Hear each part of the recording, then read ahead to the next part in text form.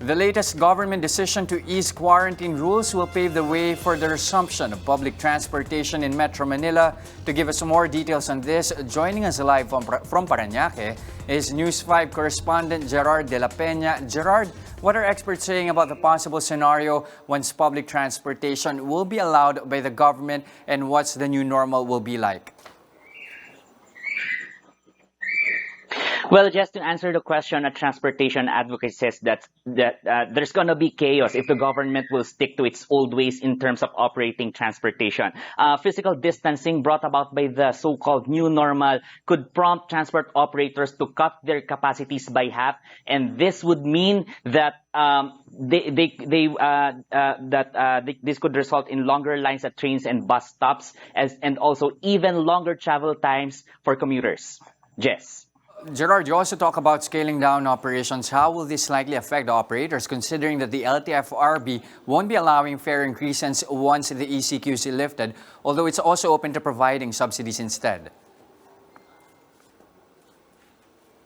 Well, Jess, the experts said that this could result in triple whammy for the economy, because this could mean that operators may no longer find it viable to mount trips, and drivers could lose their jobs, and also commuters could also lose their jobs if they're unable to come to work. As Robert C., the transportation expert, says, many operators will not be able to survive. Hindi sila magiging profitable kung kalahati lang yung ridership nila. I think it would be very risky to go back to our old system and allow all our transport operators to compete for passengers as we see in the past. Ang mangyayari, it will be very difficult to manage yung queuing and yung crowding. Jess. Well, Gerard, in that case, if the new normal won't be attractive for PUV operators and drivers, how then will people travel?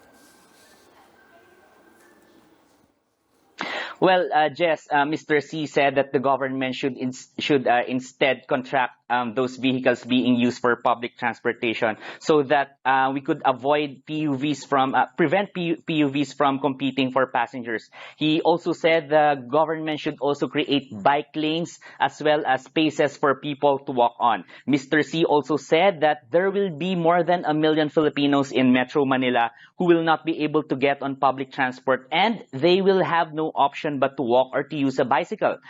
He also said, Jess, that the silver lining in all this COVID-19 is that we can make some dramatic changes which were not politically acceptable or possible in the past.